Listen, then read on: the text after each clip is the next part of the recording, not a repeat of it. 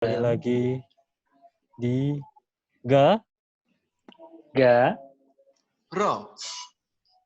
Gara-gara Bodoh. salah.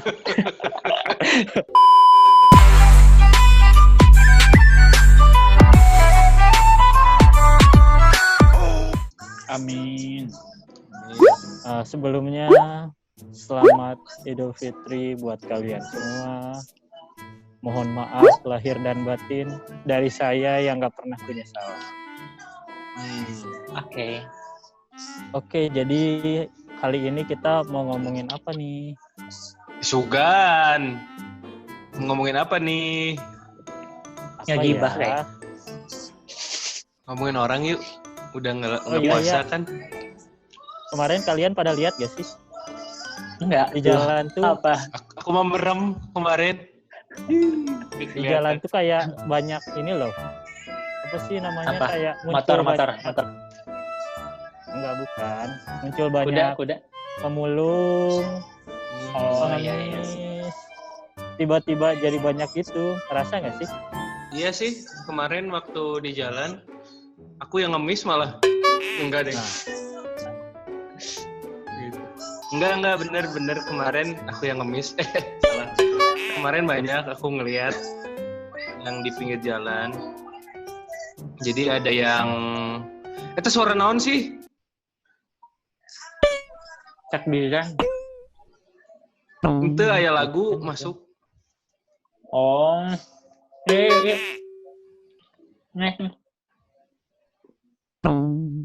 Iya, kemarin juga sama.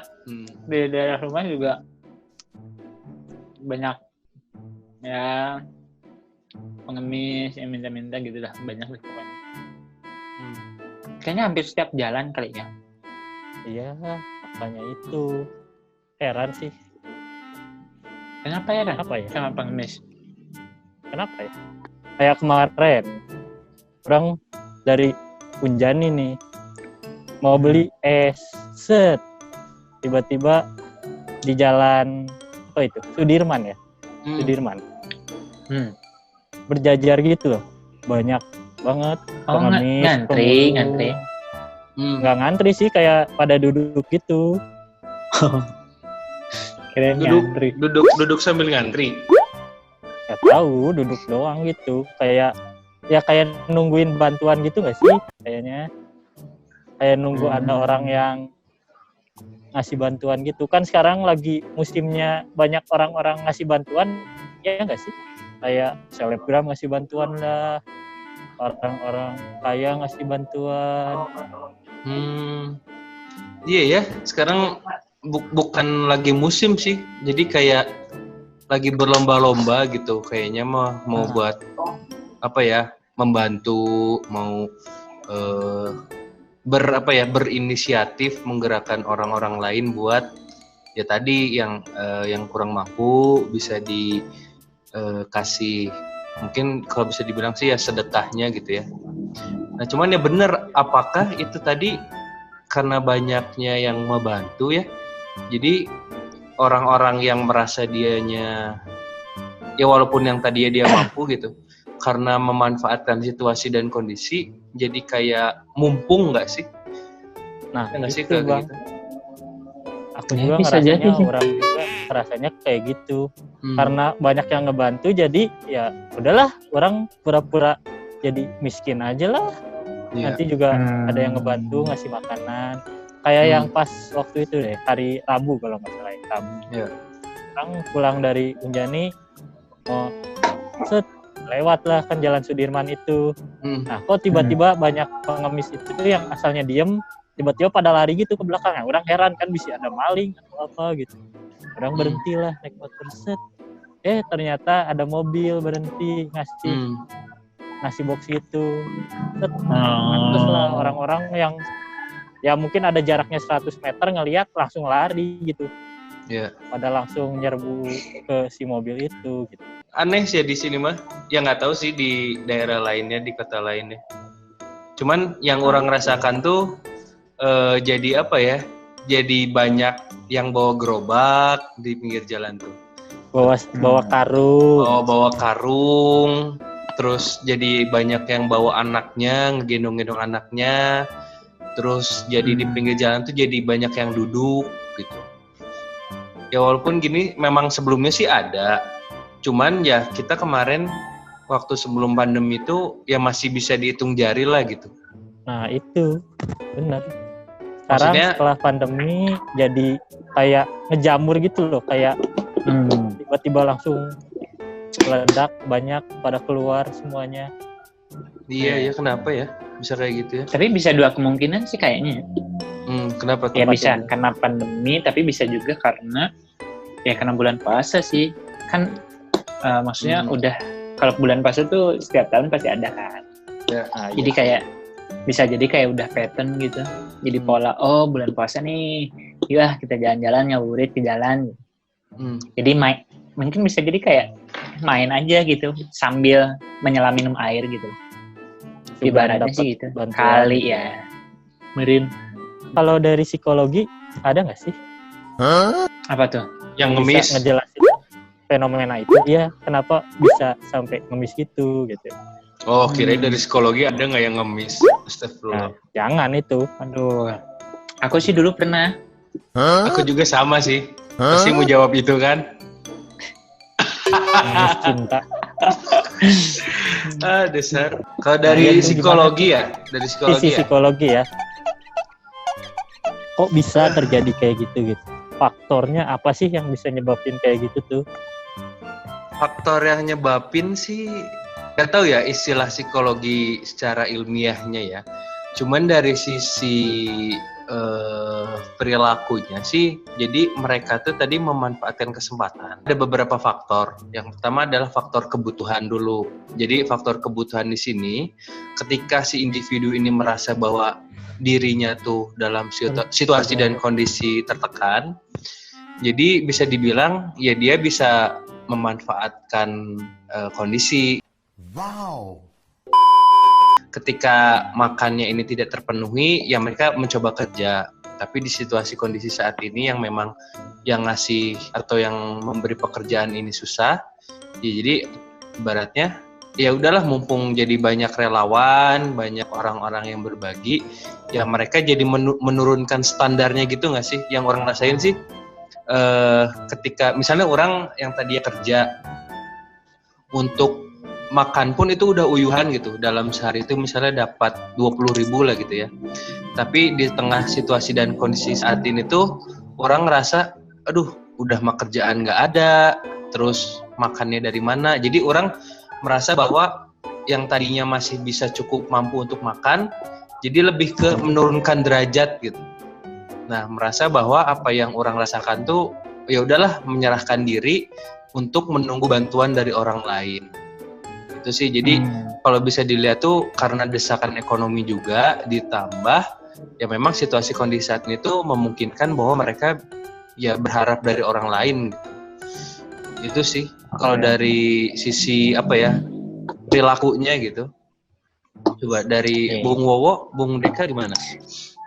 Kalau orang sih, kalau psikologi sih orang belum tahu tuh maksudnya si fenomena itu kalau dikaitin sama psikologi maksudnya ke teori apa atau lain sebagainya. Cuman kalau menurut orang hampir sama sih kayak Dika, karena memang ada kebutuhan, terus karena ada kesempatan, kemungkinan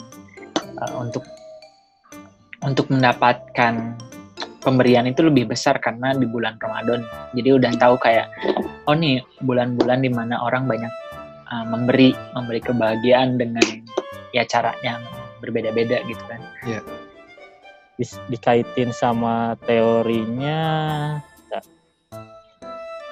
Wah, sudah survei ternyata Bung Deka ini. Iya. Keren juga ini. Teorinya Adler nih ya, yang inferior to be superior. Gokil. Apa tuh katanya? Cakep tuh. Coba sambil dikaitin sama si Adler fenomena berpendapat bahwa manusia adalah makhluk sosial yang bertanggung jawab. Ia percaya manusia sejak lahir dikaruniai dengan kesadaran bersosial dan hanya keterpaksaan yang membuatnya bertanggung jawab pada manusia lain untuk dapat mencapai sebuah kesejahteraan yang baik bagi dirinya dan orang lain. Pada akhirnya, Adler meyakinkan bahwa manusia adalah makhluk yang menyimpan interest sosial yang sangat dalam. Mungkin karena itu juga ya. Bentar, menurut siapa Adler ya tadi ya? Adler. Yang tadi orang masih harus digarisbawahi berarti ya, interest ke orang lain tuh bisa dibilang keterpaksaan atau apa ya? Atau memang bawaan dari dalam diri kalau menurut Adler tadi? Nah, kalau menurut Adler sudah dikaruniai dengan kesadaran sosial. Jadi udah bawaan dirinya sendiri untuk bersosialisasi dengan makhluk lain tuh gitu. Termasuk makhluk gaib ya? Itu. Kalau itu mah kabur sih. Sebagai individu yang tidak bisa hidup sendiri, mungkin nalurinya kita dibekali kemampuan sosial ya. Cuman melihat kondisi tadi, kalau bisa dilihat, ini mah kita mengambil sudut pandang dari sudut pandang lain ya, maksudnya ada apa sih dengan situasi saat ini? Jadi kita lebih kepada fokus mengkritisi lebih baiknya gimana gitu kan ya. Nah, dari yang orang lihat sih, walaupun kita dibekali kemampuan sosial yang apa ya, yang sudah bisa diterapkan dalam sehari-hari, tapi di sini kita melihat dengan kondisi saat ini tuh kemampuan sosial ini tuh lebih kepada pemanfaatan yang apa ya, yang lebih kepada tadi tidak mampu apa-apa membutuhkan orang lain kayak gitulah. Nah, apakah ini bisa dibilang mumpung tadi? Jadi ketika individu ini dibekali kebutuhan sosial atau kemampuan sosial karena situasi mereka yang tertekan, jadi menganggap bahwa ya udahlah, ketika orang bisa ngebantu orang lain itu tuh pada saat situasi dan kondisinya baik-baik aja. Cuman melihat kondisi saat ini ya orang tuh sebagai orang yang harus dibantu gitu. Nah, yang dipertanyakan adalah itu, ketika kita dibekali kemampuan sosial, kenapa ada orang yang justru memanfaatkan orang tuh pengen dibantu, selain tadi ada desakan ekonomi ya. Orang tuh pengen dibantu orang lain, pengen dikasih barang sama orang lain, pengen dikasih apa ya, ya yang mereka butuhkan tuh pengen instan gitu. Sedangkan ketika situasi kayak gini kan mungkin aja ada orang-orang yang masih apa ya, masih bisa dibilang ya bisalah untuk membantu dirinya sendiri gitu. Dan ketika ada orang yang memberi pun mungkin mereka bisa ya mau diambil mangga, terus nanti begitu mereka nyadar bahwa oh orangnya masih mampu gitu, nah langsung dia kasihin lagi, kan bisa kayak gitu. Cuman kenyataannya di lapang kan ya buat dia sendiri gitu itu. Dari Bung Faisal gimana? Kalau menurut orang sih, karena kalau kebutuhan tadi berbicara tentang kebutuhan dia akan hidup kali ya, ya terkait ekonomi. Terus kemudian kalau modeling meniru sebagian pengemis itu, dia melakukan hal tersebut karena pendahulunya juga begitu, bisa jadi orang tuanya, saudara-saudaranya kayak gitu. Jadinya ya yang tadi orang bilang, bisa jadi ya mereka ngikut-ngikut aja gitu kan. Nah itu sih, Murai itu tokoh bukan sih? Andi Murai yang bukan ya? Andi Murai bukan. Itu main tenis ya. Oh, yeay. Salah guys. Nah, Murai juga kalau nggak salah, dia juga kan ini ya, kebutuhan 20 kebutuhan itu, cuman orang lupa lagi. Orang nggak tahu kalau masuk dalam satu teori itu masuknya kemana. Abang Murai ini kan dia dipakai di EPPS ya. Masih inget nggak EPPS apa? Tahu dong. Jadi kebutuhan menurut Murai itu ada 15. Oh 15 ya, oke. Ada achievement, difference, order, exhibition, autonomy, afiliasi, interception, succurrence, dominance, abasement, nurturance, change, endurance, heteroseksual, dan agresi. Nah, dari ke-15 aspek kebutuhan ini, kalau bisa dibilang terkait dengan kondisi tadi, merasa dirinya nggak mampu, kemudian bisa dibilang mengharapkan bantuan orang lain itu, ini masuk kepada kategori kebutuhan. Basement masuk kan? Ini abasement itu dia lebih kepada menyalahkan dirinya sendiri. Kalau abasement tuh merasa bersalah. Mungkin lebih kepada sukkorens itu adalah lebih kepada dia berharap menerima bantuan dari orang lain, mengharapkan afeksi dari orang lain. Kalau dan mungkin menghilangkan rasa malunya dia ya, jatuhnya jadinya ya bodo amat deh gitu, yang penting dapat bantuan. Gitu. Nah, iya benar. Jadi kayak kalau gitu jadinya malah merendahkan diri sendiri ya. Iya, karena aku butuh. Tapi gini, bisa dibilang kalau untuk merendahkan diri itu gini. Jadi kalau basement dari Murray ini tuh dia lebih kepada gini. Ya udahlah orang mah apa gitu. Udah orang mah apa atuh. Misalnya dalam hal sesuatu nggak berhasil mencapai sesuatu ya, dia tuh merasa ya ada salah orang ini mah. Nah itu basement mah. Jadi kalau kepada situasi dan kondisi yang saat ini tuh bukan kepada abasement, justru maksudnya bukan kepada abasement yang natural dari dalam diri. Jadi hanya persona jatuhnya. Jadi hanya secara pura-pura bahwa ketika dia ingin mendapatkan bantuan dari orang lain, dia tuh harus menurunkan derajat dirinya dulu. Jadi bukan benar-benar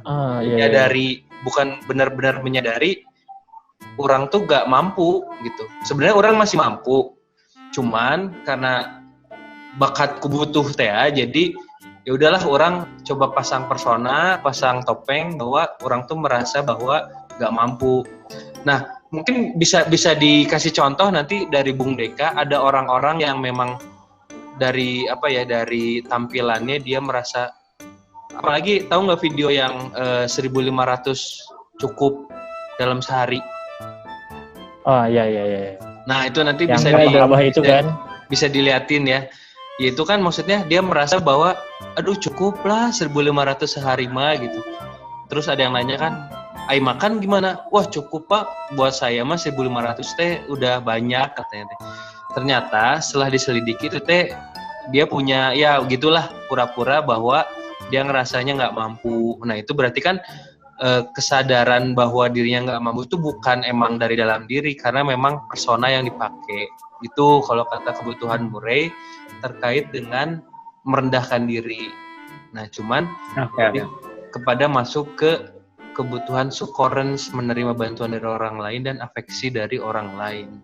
Gitu. Oke, I don't know. Kan tadi kayak fenomena yang banyak pengemis, banyak pemulung, bermunculan itu. Nah ini tuh kayak jadi bukan ajang lah ya, kayak jadi kesempatan gitu nggak sih buat orang-orang yang ingin show off bahwa kayak buat ngebantu mereka gitu. Kayak sekarang ngelihat juga nggak sih banyak kayak artis, nggak cuma artis sih, ya orang-orang yang lebih mampu gitu buat ngasih bantuan lah, baik berupa sembako, uang ke orang-orang yang di pinggir jalan gitu. Jadi ngelihatnya jadi makin banyak gitu orang yang melakukan tolong menolong gitu. Padahal kan sebelum pandemi ini kayak ya udah sih tolong lebih ke langsung ngasih ke badan kayak yayasan sosial. Kalau ini lebih langsung turun ke jalan buat ngasih bantuannya. Ngelihat ya sih kalian? Iya sih. Banyak banget sih emang kasus kayak gitu. Mau dimulai dari artis, siapapun kayaknya memang banyak banget yang berbagi, ya saling memberi, ada yang cuman memberi aja gitu kan, banyak sih. Ya ketambah ada corona dan ini juga kan lebaran ya. Sih ya. Iya. Puasa. Tapi sampai ada yang bikin prank gitu kan, pakai ya niatnya ngebantu tapi ujung-ujungnya ya tahu sendiri lah. Yang YouTuber itu ya. Dari Bung sampah itu. Faisal sama Bung Dika bagaimana menanggapinya? Si yang itu yang buat konten itu ya?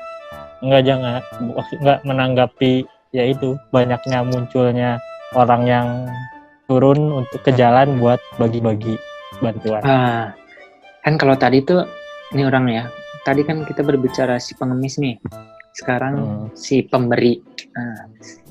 Kalau menurut orang itu menjadi suatu hal yang positif sih, ketika orang memberi, tandanya kan berarti ya bisa dibilang dia mementingkan orang lain dibanding dia sendiri, maybe.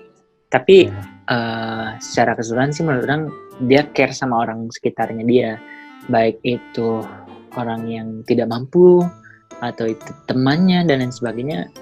Orang rasa sih itu sebuah tanda kepedulian lah, bisa menjadi pengikat tali silaturahmi. Terus juga kalau menurut orang dengan banyaknya orang yang memberi itu tuh kayak ini, kayak menebar kebahagiaan gak sih gitu, kayak orang lagi punya rezeki lebih, orang pengen berbagi kebahagiaan sama orang lain gitu kan. Ketika orang memberi, mungkin ada orang yang, wih, alhamdulillah ya dapat ini dari kamu, makasih banyak dan sebagainya, ya senang gitu kan. Bahkan bisa jadi dia meneruskan lagi. Jadi memberi ini kadang bisa menjadi menular juga sih gitu. Jadi dikasih nih, oh iya jadi keingetan, aku juga kalau ada rezeki pengen berbagi deh gitu, jadinya muter terus. Nah itu sih menurut orang ya, ini hal yang positif sih intinya sih gitu. Kalau dari Bung Andika, siap. Gimana Bung? Oke, melihat tadi ya fenomena banyak orang yang berbagi, sangat positif kalau orang lihat ya. Jadi benar, mungkin ketika ada orang yang bukan meminta ya, dia merasa bahwa dia memiliki kelebihan dan merasa ada orang yang lebih membutuhkan daripada dia, sebenarnya positif gitu. Jadi bisa dibilang momen tadi benar, ada momen Ramadan, ada momen di mana pandemi ini membuat sebagian pekerjaan hilang dan kemudian menjadi banyak yang kehilangan pekerjaan dan mata pencaharian di mana kebutuhannya jadi tidak terpenuhi. Cuman balik lagi kita mengambil sudut pandang antisipasi ya, melihat bahwa apakah si kondisi seperti ini tuh terjadi hanya pada saat situasi dan kondisi pandemi kayak gini gitu, melihat bahwa sebenarnya bisa dipertahankan ketika pandemi ini sudah selesai. Nah, muncul pertanyaan ketika, gini, kenapa nggak sebelum pandemi, misalnya ini mah apa ya, langkah positifnya buat nanti ke depannya, kenapa nggak sebelum pandemi ataupun setelah pandemi, orang yang mempunyai kapasitas, mempunyai pengaruh besar dalam hal misalnya media sosial, menebarkan kebaikan, kenapa nggak memulai dari awal dulu gitu? Melihat kan banyak yang menggalang dana sampai bermiliar-miliar. Nah, sebenarnya sih kondisi seperti saat ini tuh ya tidak terjadi pada saat pandemi aja, melihat banyaknya, ada yang banyak masyarakat masih di bawah garis kemiskinan, masih banyak masyarakat yang tidak mampu untuk membeli beras, itu kan masih banyak banget gitu. Nah, untuk kedepannya yang jadi pertanyaan adalah apakah vibe positif kayak gini tuh masih bisa dipertahankan ketika nanti pandemi sudah selesai dan para influencer ini masih tetap nggak konsisten dalam menjalankan niatnya membantu orang lain, kan itu pertanyaannya. Ya sebenarnya awalnya sih mengira bahwa wah bagus nih, cuman makin kesini saya juga masih ngelihat di ini sih di media sosial, kok jadi kayak apa ya, maksudnya bukan negative thinking ya, jadi kayak kok jadi kayak apa sih istilahnya kalau di kita tuh ingin memperlihatkan sesuatu hal tuh show off.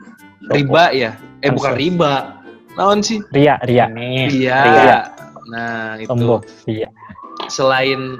Selain mungkin ingin menginspirasi orang lain, ingin memotivasi orang lain, cuman kok kayak kelihatan nggak natural nggak sih? Maksudnya ketika dia mau menolong ya udah gitu. Ketika diekspos pun ya mungkin nggak sampai memicu atau menimbulkan bahwa si orang ini tuh pengen mencari show off tadi, ingin memunculkan nama bahwa dia sering memberi ke orang lain. Ya itu mah pandangan dari diri ulang sendiri ya. Nah, apakah si orang-orang ini tuh bakal bertahan ketika nanti sudah pandemi ini beres, melihat bahwa masih banyak masyarakat kita yang ada di bawah garis kemiskinan tadi. Oke. Tapi ya gitu ya. Kita jadi banyak ngelihat banyak hal sih, kayak hal-hal yang tadi banyak yang memberi, terus tiba-tiba yang diberinya juga dengan bermacam keunikannya gitu kan. Ada yang bilang nggak punya bensin tapi ternyata punya bensin, ada yang pura-pura ya banyak deh gitu ya. Jadi kayaknya Apalagi masa pandemi ini tuh kayak memunculkan banyak fenomena dan kejadian baru. Iya. Tapi mungkin bisa jadi ini hal-hal yang sering terjadi, baru muncul sekarang kita gitu. jadi lebih notice aja sama hal kayak gini karena memang kita kondisinya diem di rumah kan. Kalau dulu kan mungkin kita aktif jadi mungkin tidak terlalu menghiraukan, sedikit lah gitu ya. Ya mungkin karena sekarang kondisinya juga kita di rumah aja, jadinya jadi tahu banyak informasi gitu. Mungkin bisa jadi gitu sih. Kalau bisa dibilang sih banyak yang niatnya bagus sih awalnya mah, ya kan. Cuman caranya yang salah gitu. Betul. Bagus. Jadi kalau kata orang sih ya, itu kayak nyerang rasa iba sebagai manusia. Ngelihat orang lain kesusahan tuh kan kayak gue punya lebih nih, masa gue nggak bantu dia gitu. Jadi kayak memanfaatkan rasa iba seseorang untuk kepentingan dirinya sendiri. Emang suka berhasil sih, orang udah pernah nyobain, emang berhasil kan. Nah, jadi gini guys, dari tadi kita udah ngebahas banyak hal nih. Nah, dari Bung Faisal Tanjung sama Andika Perkasa, kira-kira ada pesan-pesan gak yang mau disampaikan ke teman-teman semua yang menonton? Dari siapa? Duin ya. Oke. Ya, pesan dari saya intinya lebih baik tangan di atas daripada tangan di bawah. Cheers. Oke. Cakep itu. Itu kecil quotes, tapi menggigit. Quotes bagus itu. Niat baik itu bukan dilihat dari seberapa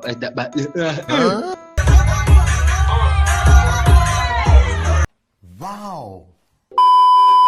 Jadi niat baik itu bukan dilihat dari seberapa besar dia melakukan sesuatu, tapi dari seberapa konsisten dia dalam melakukan sesuatu. Itu. Cakep, luar biasa. Jadi penjelasannya adalah kita bisa memberikan sesuatu besar tapi hanya sekali itu mah bukan sebagai perilaku yang berulang kan. Tapi ketika kita memberi walaupun sedikit tapi sering, itu menjadi menetap atau menjadi kebaikan yang terbawa dalam diri kita. Begitu. Insyaallah. Oke. Aku ngasih pesan juga nggak sih? Tetap terus berbuat baik, tetap terus sebarkan kebaikan, tetap terus berpikir positif.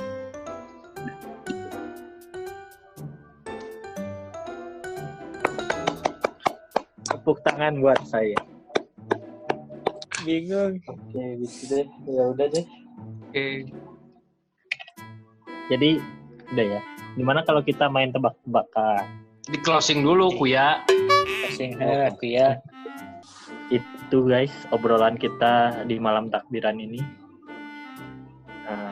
Buat yang mau ngasih saran, feedback, masukan, silahkan tulis di kolom komen. Dan jangan lupa like, komen, dan subscribe. Oke. Jadi selamat malam.